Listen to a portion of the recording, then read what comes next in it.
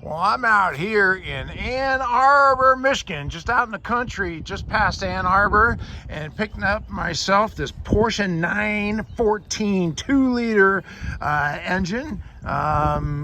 Gentleman drove over here with his tractor out here and dropped it off. It came with the trans. So this thing sat for a little over 20 years. And eventually, this is what we're looking for. We're looking for the Type 4 case.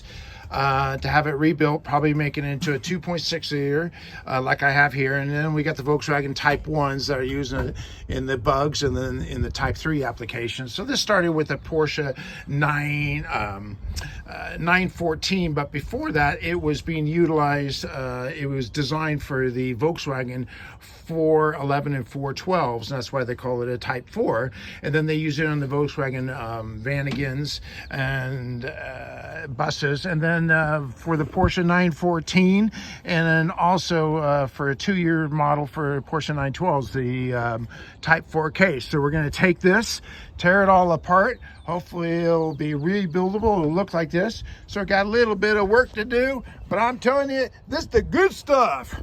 Oh, boom!